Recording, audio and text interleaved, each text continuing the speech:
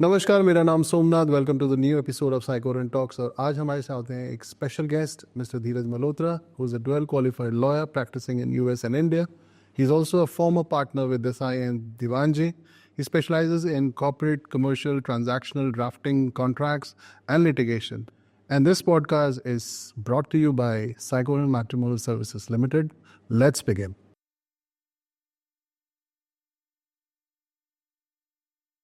Welcome to the show Dheeraj ji. Thank you, pleasure. इतने busy schedule में हमारे लिए टाइम निकालने के लिए बहुत बहुत धन्यवाद। Always there. Dheeraj ji, to start with थोड़ा ये बताएं कि आप लॉ प्रोफेशन में आए कैसे? मेरे दादाजी लॉयर थे, मेरे चाचा लॉयर थे, मेरे कजिन्स लॉयर थे। अच्छा। तो बाय डिफ़ॉल्ट उनको देखते देखते पहुंच गया लॉ में। और कोई पैशन या ऐसा कुछ था जिसकी वजह से आपने ज्वाइन करने का सोचा? आई थिंक हमारा देश पैशंस को परस्यू करने के मौके बहुत कम देता है। अच्छा। इकोनॉमिक्स ज़्यादा नेसेसरी होती है। तो लॉ आसान रास्ता था, सस्ता था। 600 रुपये प्रति साल में लॉ गवर्नमेंट लॉ कॉलेज से कंप्लीट हो जाती थी। अच्छा, उस वक्त? हाँ जी। तो मेरी फ़ीस जाती थी 600 रुपये। 1800 रुपये में वकील बना। Okay ji. So it was a cheap route to follow. और कितने साल हो गए आपको प्रैक्टिस करते हुए? मैं 92 में ग्रेजुएट किया था। उसके बाद मैं चला गया अमेरिका। अमेरिका से मैं सन 2000 में वापस आया। सो इंडिया में प्रैक्टिस करते हुए अब 24 साल हो गए। तो आप इंडिया और यूएस दोनों जगह प्रैक्टिस करते हैं? जी, लाइसेंस दोनों जगह हूँ और डिग्री दोनों जगह से है। LLB इंडिया से है और जोरिस डॉक्टर अमेरिका से। तो नॉर्मली जब हम कोर्ट्स की बात करते हैं और जैसा हम पिक्चरों में देखते हैं या ड्रामास में देखते हैं, तो दोनों में फ़र्क होता है या it's all the same? Extent of emoting का फ़र्क है, मतलब आप कितने भाव दिखाएंगे उसका फ़र्क है। मूवीज़ में, पिक्चरों में ज़्यादा सेंसेशनलाइज कर देते हैं। हम भी सेंसेशनलाइज करते हैं पर ज़्यादा नहीं करते। सो आपको अगर अपने फैक्ट्स प्रेजेंट करने हैं तो थोड़ी बहुत आपको उसके साथ इमोशंस तो डालनी पड़ेगी। ओके। सो फ़र्क सिर्फ डिग्री का है, ड्रामा दोनों जगह है। तो नॉर्मली आपका फोटे क्या रहता है धीरज जी? अपने फाउंडेशनल ईयर्स में, शुरुआत के सालों में मैंने जनरल प्रैक्टिस करी। उसके बाद फिर मैं 5 साल के लिए कॉर्पोरेट लॉ में रहा, जहाँ से मेरी रुचि कमर्शियल साइड में बढ़ती गई। ओके। वो बढ़ते बढ़ते आज मेरी जो प्रैक्टिस है वो ज़्यादा कमर्शियल, कॉर्पोरेट, ट्रांजैक्शनल में रहती है।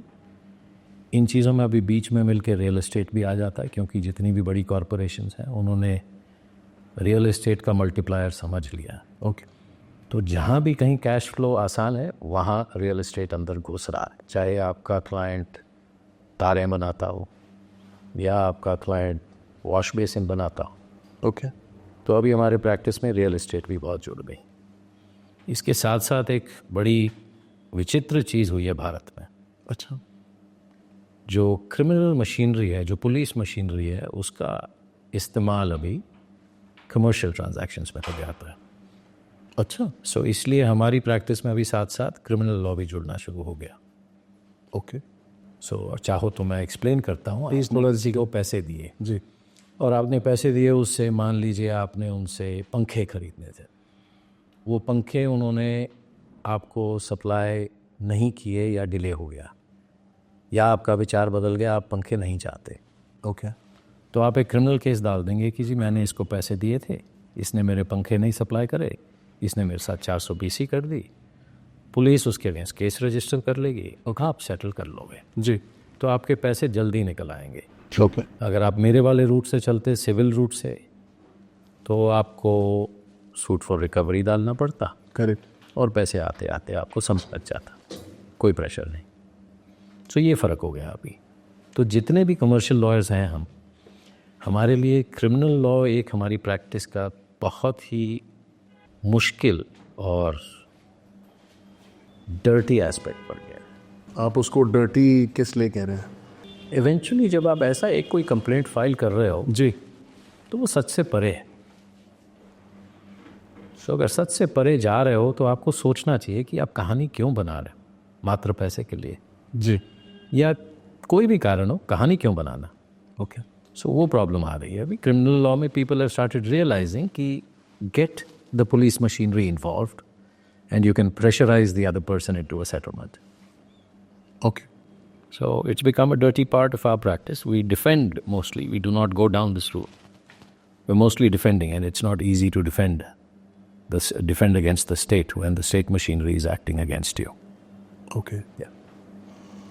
So जैसे आपने अभी बात करी, डर्टी वर्ड भी आपने यूज़ किया, तो मैं ये जानना चाहता हूँ कि जब हम किसी क्लाइंट के लिए काम करते हैं तो एक आपका इमोशनल पॉइंट होता है और एक आपका लीगल पॉइंट होता है, प्रोफेशनल पॉइंट होता है.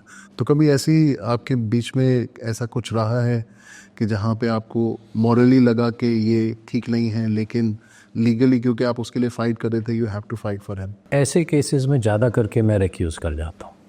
अच्छा. जहाँ मुझे लगता है that my ethics are being challenged, I would rather my ethics were not questioned. So I will walk away from such a situation. However, that said, I think एक वकील में ना दो चीज़ें बहुत ज़रूरी हैं. जी. पैशन, कि आप जो काम कर रहे हैं उसमें आपको रुचि ऐसी हो कि आपके आग लगे, और कंपैशन, कि अगले की आग से भी आपको आग लगे. अच्छा, सो जब मैं देखता हूँ कि अगला ही आग लगाने वाला है तो मेरी कंपैशन टूट जाती है. ओके. सो वो पैशन और कंपैशन का बैलेंस जहाँ टूटेगा वहाँ मैं शायद चला जाऊँगा. So it's been the cornerstone of my practice. अच्छा. एंड इससे ये होता है कि कई बार आप जब जैसे जजों के सामने हाजिर हो रहे हैं तो आपने रोज़ हाजिर होना है. तो वो आपके एक केस में देखता है झूठ बोलता हुआ आया था, पर जब वो जानता है कि ये झूठ नहीं बोलता तो आपके जो क्लाइंट्स हैं उनके चांसेस ऑफ सक्सेस इंक्रीज़ हो जाते हैं. और उसका मतलब ये नहीं है कि बीच में छोटा सा झूठ बना के खिसका जाओ. सो नहीं, सच का रास्ता रहता है. जी, एक और क्वेश्चन पूछ सकते हो वैसे. जी. What's the difference between a lawyer and a liar? Because we face that all the time. People bring a similarity between, oh, आप तो liar हो. चलो, आपने जब ये छेड़ा ही है तो आप... नहीं, ये मैं सिर्फ कई लोगों को कहता हूँ डिफेंस में, तो इसलिए कह रहा हूँ कि मैं दूसरों के लिए शायद झूठ बोल जाऊँ, अपने लिए नहीं बोलूँगा. अच्छा. लायर और लॉयर में ये फ़र्क होता है. बहुत अच्छे से बोला आपने. तो Dheeraj ji, to take things further on this legal part, तो बेसिक जो हमारे लीगल राइट्स हैं इंडिविजुअल्स के, उसके बारे में आप कुछ बोलना चाहेंगे? आई थिंक इसमें हमारी एजुकेशन की कमी है कहीं. जी. जैसे आपने मेरे से पूछा कि भाई आप बेसिक राइट्स के बारे में कुछ बोलना चाहेंगे. जी. अब obviously they sitting in the constitution पढ़ाई जाती है हमें एक हिस्सा बना के सिविक्स का. सिविक्स में हमें ये बताया जाता है कि कॉन्स्टिट्यूशन में ये लिखा है. Correct. That's the mode of teaching. हमें कभी ये नहीं बताया जाता कि ये जो कॉन्स्टिट्यूशन में लिखा है ये तुम्हारा अधिकार है. जी. हमें ये बताया जाता है it's always in the third person. So I remember from my education, and मैंने बाकी बच्चों से भी पूछा अभी कि आपको सिविक्स में कैसे पढ़ाते हैं, तो वो कहते हैं कि सिविक्स में तो हमें क्वेश्चन आता है what rights does a citizen of India have under the constitution of India. Correct. It never asks you the question, what rights do you have? So there is a basic lacking in our country where our people do not realize, they're taught in the third person, that the Constitution gives these rights to the citizen of India. Never is it emphasized that you are that citizen, number one. Number two, concepts like equality on a society that has always been divided by caste. Equality goes for a toss somewhere. Concepts of free living in a society that is subjected to so much of governance, over-governance. Okay. Right to life is compromised. Right to practice your own profession, where we license. For example, I am a licensed lawyer, right? So my right to practice is regulated. Same thing for a doctor, same thing for the physiotherapist, same thing for an engineer, all in the name of quality. Absolutely. Right? But at the same time, when you talk about a country जहाँ पे सब लोगों को सरकारी नौकरी चाहिए, तो यहाँ एक अधिकार एक अजीब सा है भारत में, जो लोग सोचते हैं कि भाई हमें सरकारी नौकरी मिलनी चाहिए. जी, आप कितनी बार देखोगे न्यूज़पेपर में या कहीं भी आप देखोगे किसी का कुछ हो गया तो वो कहते हैं जी हमें सरकारी नौकरी दी जाए. So basic rights people have not understood. So I think there is a big lacking and people need to understand. So just to come back to your question, I'm sorry I digressed. To come back to your question, लोगों को ये पता होना चाहिए कि आपको बिना किसी कारण के किसी भी सरकारी महकमे से अगर कोई तंग करता है जी, तो आपको इमीडिएटली तुरंत उस चीज़ को रिपोर्ट करना चाहिए लिखित में। ओके, लोग डरते हैं, जुगाड़ ढूंढते हैं, फ़ोन करते हैं, या तेरा चाचा पुलिस में है ज़रा बात कर लियो, या तेरा वो अंकल था एक्साइज में वहाँ बात कर लियो। That has to stop. People have to realize that your rights are in there. okay, All you need to do is ensure that your issues are put on record. So that's the only change I would like to see. People to just understand कि अगर आपके साथ कहीं भी कुछ गलत हुआ है, आप सीधा 2-3 जगह चिट्ठी लिख लीजिए। अपने आप सिस्टम अगर रोबस्ट इनफ है, जो कि शायद नहीं है इस समय, बट अगर सिस्टम रोबस्ट इनफ है उसको एड्रेस करेगा। तो धीरे जी शायद लोगों का ये जो जुगाड़ जो आपने बात करी कि लोग ढूंढने की कोशिश करते हैं, वो शायद इसलिए क्योंकि कहीं ना कहीं उनको वो रेमेडी या रिलीफ मिल नहीं पाती जो वो एक्सपेक्ट करते हैं। अगर ये नॉर्मल कोर्स में सारी चीज़ें ऐसी चल रही होती तो शायद सारे लोग उसी डिसिप्लिन में काम कर रहे होते। जब उस डिसिप्लिन में काम नहीं हो रहा तो सब चीज़ का बाईपास ढूंढना ही पड़ता है। बहुत प्यारी बात। सो कानून में एक कॉन्सेप्ट है, who will police the police. तो आपने वो सवाल छेड़ा है जी। दूसरा सवाल जो हमारा जूरिस्प्रूडेंस में आता है वो ये है कि a law is only as good as its enforcement. So we lack in both places. So जुगाड़ इसीलिए ढूंढा जाता है कि there is nobody policing the police. Right, The person who's policing the police is a part of the police. Right, So how do you expect him to police his own? Right. Number one. Number two, enforcers are again not enforcing in the manner they ought to enforce. So मैं एक, जब सरकारें बदलती हैं और अपनी सरकार बदली थी जब, तो मैंने एक बात बोली थी, प्रवर्तन से परिवर्तन। So प्रवर्तन is enforcement. In English, enforcement. In Hindi, प्रवर्तन। परिवर्तन we all know is change. लोगों को प्रवर्तन का मतलब नहीं पता। तो अगर आप इन्फोर्स करना शुरू करेंगे, जो कि अब की सरकार अभी इन्फोर्स करने लग गई है, ओके, आप देख रहे हैं इतने ईडी के एक्शन हो रहे हैं, इतने सीबीआई के एक्शन हो रहे हैं, इतने एफआईआर रजिस्टर हो रहे हैं, सही गलत जो मर्जी बोले, फैक्ट ये है कि इन्फोर्समेंट हो रही है, प्रवर्तन से परिवर्तन आ रहा है। धीरे धीरे। So it is the enforcement of the law that is making the law strong. So for us lawyers, it's an interesting transition today. But it is a transition which comes with its cost. Right, So people are talking now about trampling of rights, etc. Sure. But change will always come at a cost. So it's that cost that we're paying now. So जुगाड़ खत्म हो जाएगा।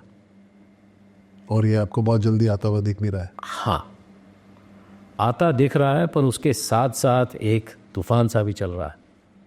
थोड़ा I think we are all aware of, वो तूफान चलेगा। थोड़ा उसके बारे में बताइए।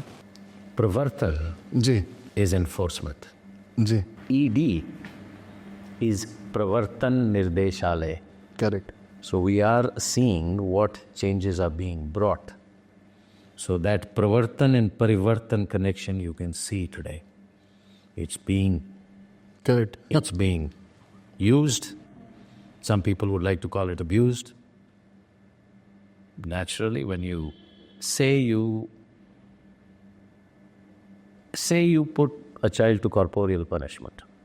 एक टीचर है, स्कूल में बच्चे को चाटा मार देता है, ओके, तो बच्चा उसको अब्यूज़ बुलाएगा, पर टीचर आपको बताया है कि बच्चा होमवर्क नहीं करके आया था और लड़की छेड़ रहा था।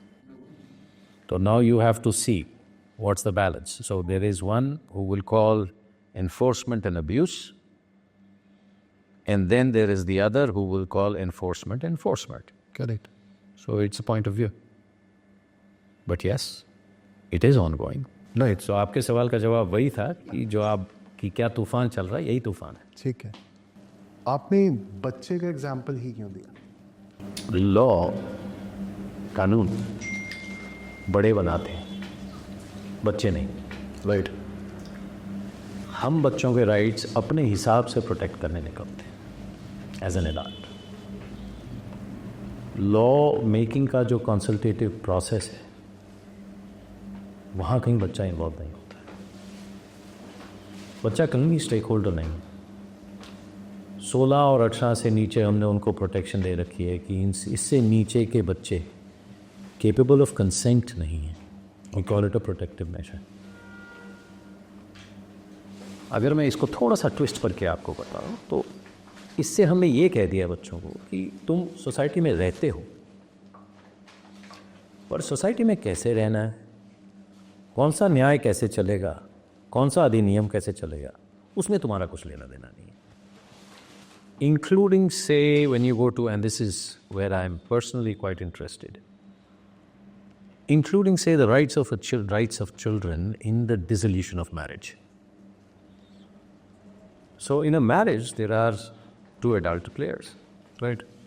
And then there are these little, you can call them little humans, but they're really not part of this whole process of dissolution of the entire paradigm that they were a part of.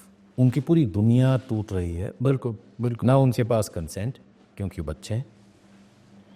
अब इस situation में court अंदर घुसती है, court अंदर बैठ के देखती है कि बच्चे का इंटरेस्ट कहाँ है। पर ये भी कोर्ट तब जाती है जब इस सिचुएशन में माँ बाप झगड़ रहे हैं कि बच्चा जाएगा कहाँ। So now let me take you back to the paradigm. Children, mother, father.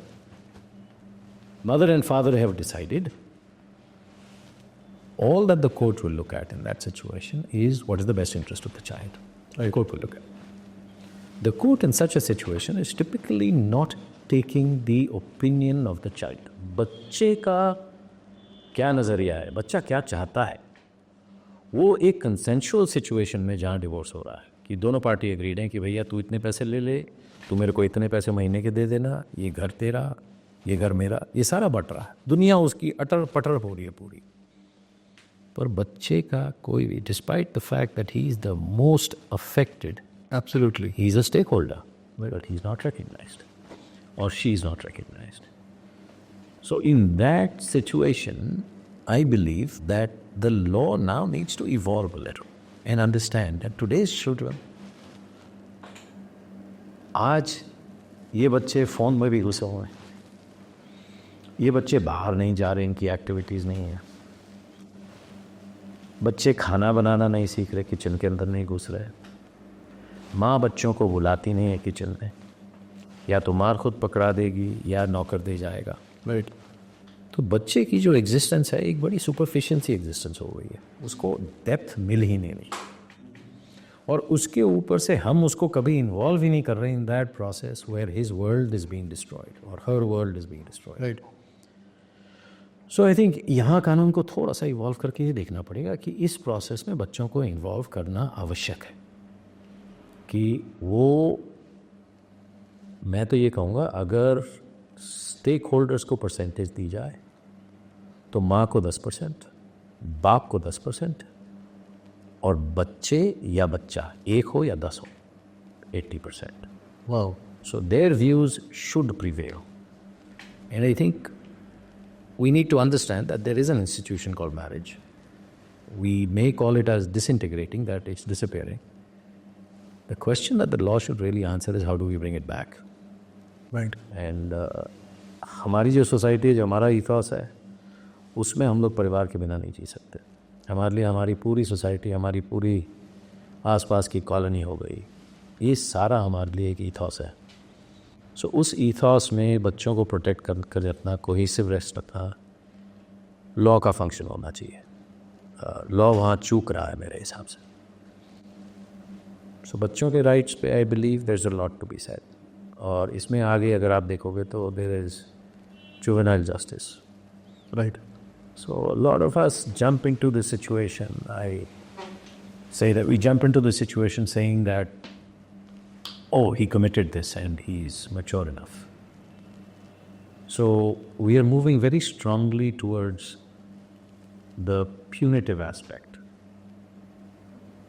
We are forgetting the curative.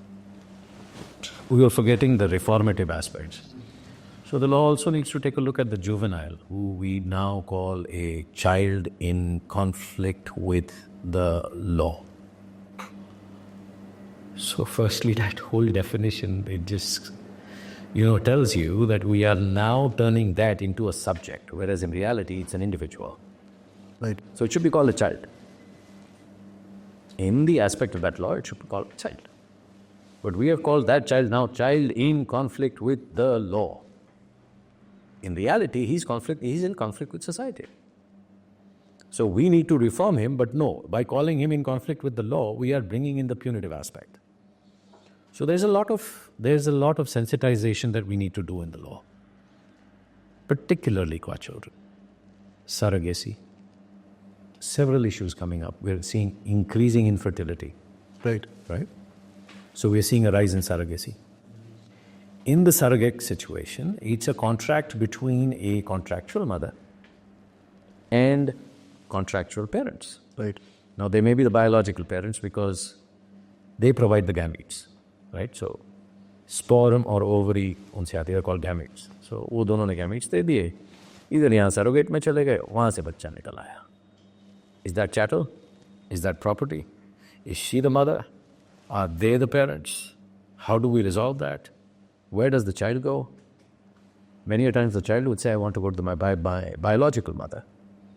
How do we deal with these situations? So I think absent children being a stakeholder, the law is making certain mistakes. And I shouldn't say the lawmakers. Because we only apply the law. हमारा काम है कि आप हमें अधिनियम दे दीजिए. उस अधिनियम के अनुसार जो बात बनती है हम उसी हिसाब से दरख्वास्त डाल देंगे. और जज साहब का काम ये अधिनियम के हिसाब से जो दरख्वास्त में उनको निर्णय उचित लगता है वो दे देंगे. तो धीरज जी, हम सरोगेसी की बात कर ही रहे हैं. कोई आपके रिसेंटली कोई केस ऐसा आया हो जहाँ पे आपने ऐसा कोई जहाँ पे यस बायोलॉजिकल मदर ने शायद कोई स्टेक? नहीं, दिस हैज अनदर ट्विस्ट. अच्छा. एक यूएस सिटीजन, उसकी वाइफ इंडियन सिटीजन है. Okay. US citizen is incapable of having a child. His sperm count is low. Okay.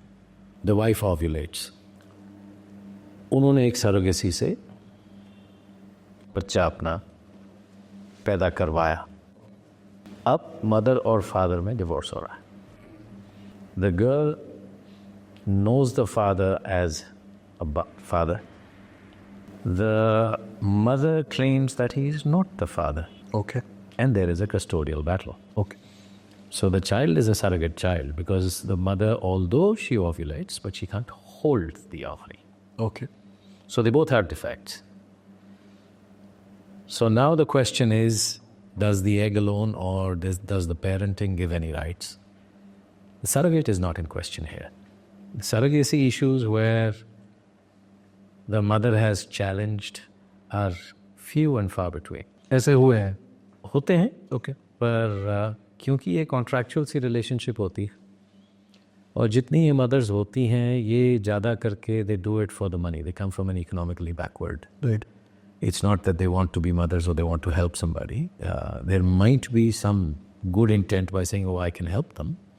But the primary motivation is the money. So once they have the money, then they are not really concerned. Secondly, ये थोड़ी सी फार flung areas में होती. तो दिल्ली में नहीं मिलेंगी आपको ज़्यादा, पर आपको गुजरात में मिल जाएंगे. तो अब वहाँ आप मान लीजिए राजकोट चले गए और आप दिल्ली वाले हैं, तो उस औरत ने कभी इधर आना नहीं. So chances of that claim arising are, but where I find a difficulty is where one parent is capable of giving birth, the other is not, and then they are separating. What happens?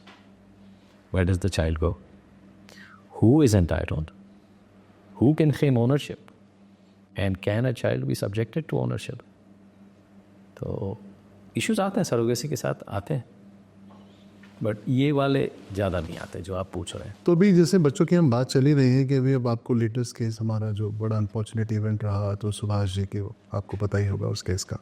तो उसमें जो बच्चा है 4 साल का है, father की उन्होंने सुसाइड से डेथ हो गई उनकी, और mother she is behind the bar. अब बच्चे को कौन देखेगा, कैसे होगा, इसमें कोई कोर्ट अपना कोई सॉफ्ट कॉर्नर लेता है क्या in terms of taking decisions? Tough question. And it would be equally tough for a judge.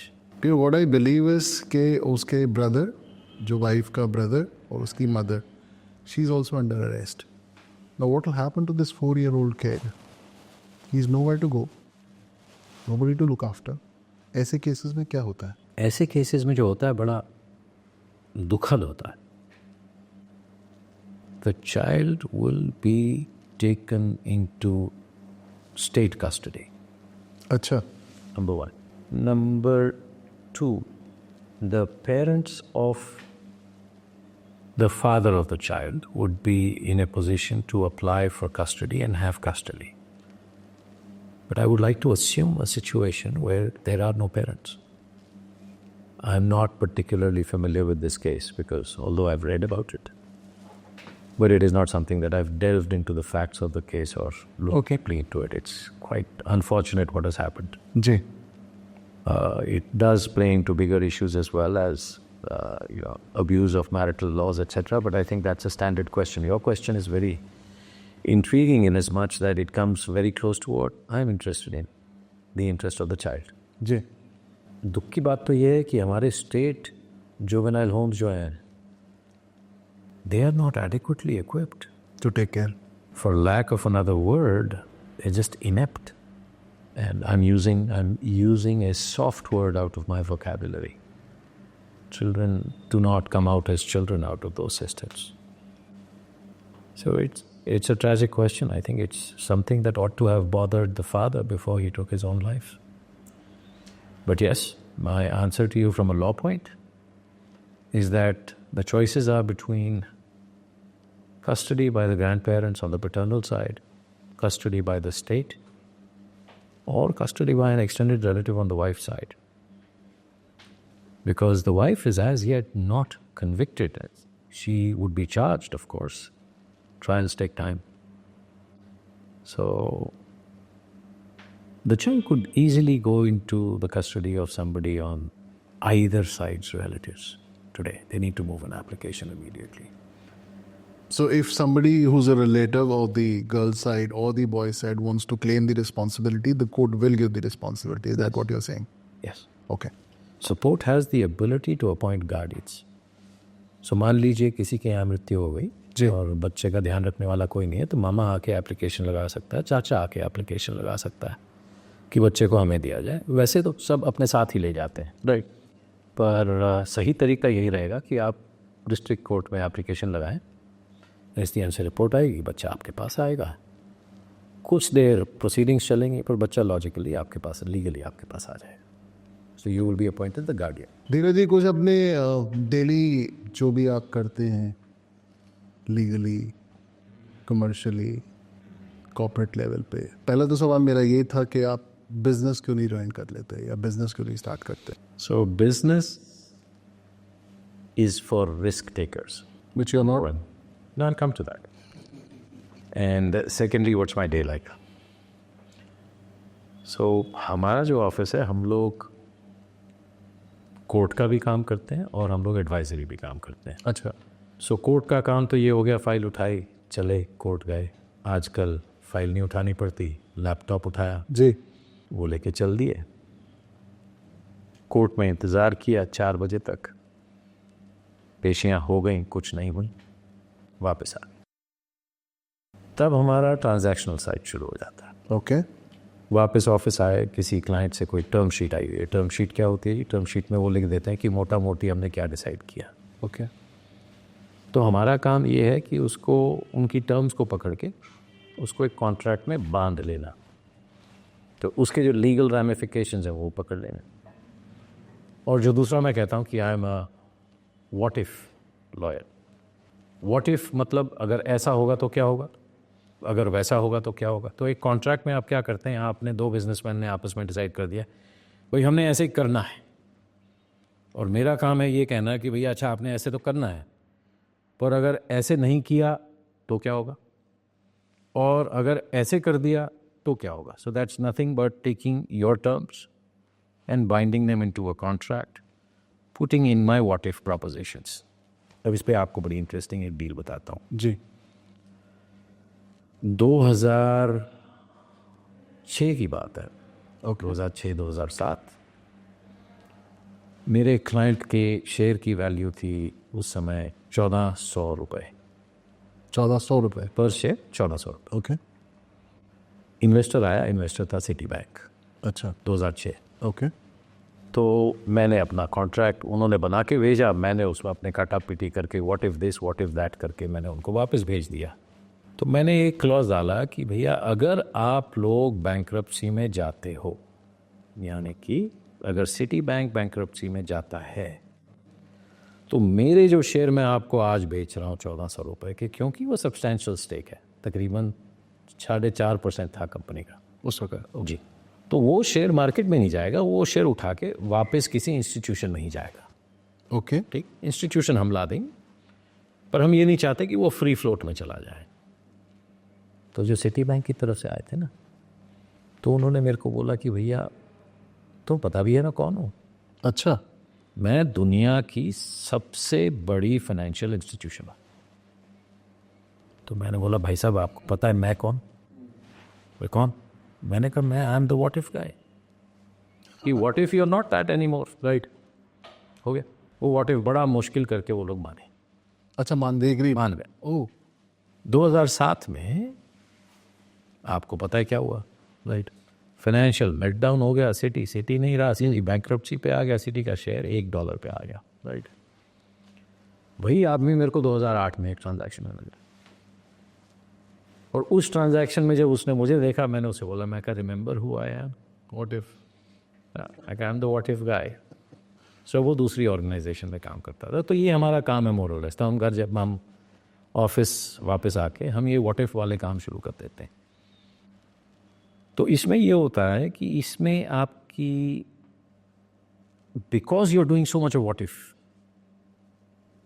Your risk taking capacity, which was your first question, right. reduces because you're looking at the what if in everything. Right. So you lose your risk taking capacity. Right. Now another example that flows out of this, 2008 I was recruited to become the CEO of a company that just went public. Which one are you talking about? Okay. It just went public. Okay. I was to be, they needed a lawyer who was qualified in the US and in India, and who had reasonable research and knowledge management skills. I fortunately qualified. They chose me.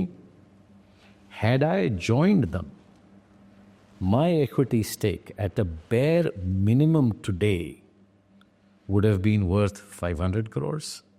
Amazing. If undiluted, it would have been 4,000 crores. Oh, really? Yes. But because I was the what if guy, I was not a risk taker. Any regrets? Yes, I'm willing to take more risk now. That's good, I think. So दूसरा side हमारी practice का litigation है. जी. Litigation is where we put into play the contracts that we drafted. Okay. So हम अपनी competence से incompetence को test करा के आते हैं. अच्छा. तो that is also an interesting side. But the transactional side is where I believe we add a lot of value as lawyers. Today you're able to see it translate into industry, joint ventures. You're able to see it translate into extensive employment. You also see it fail. But yes, the transactional side is very satisfying. The litigation side is challenging. You want to talk about something which you have transactional side में जो आपका अच्छा stake रहा हो? You want to talk about that also? Stake as it? Volumes, the biggest one. Which इसमें एक और transaction बताता हूँ जी. हम एक कंपनी में प्राइवेट इक्विटी इन्वेस्टमेंट, उस टाइम इंडिया की सबसे बड़ी प्राइवेट इक्विटी इन्वेस्टमेंट कर रहे थे. अच्छा. The transaction size was 3,500 odd crores. उस टाइम बहुत था. कब की? 2006 की बात है शायद. ओके. हम जब किसी भी इन्वेस्टर की इन्वेस्टमेंट कराते हैं, तो उससे पहले जैसे आप प्रॉपर्टी का टाइटल सर्च करते हैं ना, राइट, तो वैसे ही हम कंपनी को लेके कंपनी की सारी चीज़ों की छानबीन करते हैं, तराशते हैं. उसको तराशने में हम उसके एसेट्स को देखते हैं, उसकी इक्विटी को देखते हैं, उसकी मैनेजमेंट को देखते हैं, उसके कॉन्ट्रैक्ट्स को देखते हैं, उसके अगेंस्ट केसेस क्या चल रहे हैं वो देखते हैं, राइट, उसके थ्रेट्स क्या हैं, राइट। सो ये सारा कुछ हम देखते हैं। सो इसी टाइम पे मैं 2 ट्रांजैक्शंस कर रहा था, तो बट ये वाली ट्रांजैक्शन थोड़ी सी इंटरेस्टिंग है, दूसरी यूनाइटेड स्पिरिट्स की थी। अच्छा, So, Mr. Malya, one of the most satisfying transactions. A very interesting and a dynamic promoter. Fell into bad times for reasons best known to him. But ये वाली transaction में यूँ हुआ जी कि हम मेरा क्लाइंट 3,000 करोड़ रुपए लगाने को रेडी था। अच्छा, एंड हम लोग जब उसकी डिलीजेंस करने गए, डिलीजेंस वही जो टाइटल सर्च होती, तो जब हम डिलीजेंस करने गए तो हमें अंदर एक 250 करोड़ की एंट्री मिली जो कि उन्होंने एक अपने खिलाफ ही जजमेंट करा के करी हुई थी। अच्छा, तो जब हम ढूंढने गए तो पता चला कि उसी की कंपनी ने उसी को सू किया था। ओके, सो मान लीजिए मैं प्रमोटर हूँ, मेरी एक और कंपनी, मैंने उस कंपनी से अपनी कंपनी को सू करा लिया, सू करा के मैंने उस कंपनी के फेवर में 250 करोड़ अवार्ड करा दिए। अच्छा, अब मैंने उसके 250 करोड़ देने में है तो मेरी कंपनी, करेक्ट, मैंने उस कंपनी से एग्रीमेंट करके उसको 250 करोड़ की इक्विटी दे दी। मेरी इक्विटी कितनी दिखी, जितनी थी उसके ऊपर 250 करोड़ चढ़ गए, राइट। पैसे कितने आए, 0। इन्वेस्टर आया, इन्वेस्टर को 500 की जगह 750 करोड़ की इक्विटी दिखा दी, राइट। अगर आप उसके पीछे नहीं जाएंगे, अगर आपको लिटिगेशन का एक्सपोजर नहीं है, राइट, आप नहीं पकड़ पाएंगे। सही बात है। राइट। सो हमारा जो मिक्स है ना, उसमें हमें और भी मज़ा आता है। ट्रांजैक्शनल तो कर ही रहे हैं, but like I said, we watch our agreements pan out, we see them play in court, so we are able to see where all can there be a game played. So that's the satisfaction we bring home on a daily basis. So that's the beauty of having a practice that does both sides, where you write the agreements that will go into dispute and then you play the dispute as well. बहुत बढ़िया। So that's our practice. So do we see Dheeraj ji getting into business, say 5 years down the lane? I would like to quote Scarlett O'Hara from Gone with the Wind. Please. And tomorrow is another day. So this is what she says in response to Red Butler saying, frankly, my dear, I don't give a damn. And she says, and tomorrow is another day. So we will see what tomorrow brings. That, by the way, is a Sydney Sheldon. Right. So, Dheeraj ji, I think it was a wonderful conversation which we had. Such a pleasure. और बहुत अच्छा लगा आपसे। सवाल हमारे और सारे हैं, वो नेक्स्ट पॉडकास्ट में हम लोग डेफिनेटली करेंगे।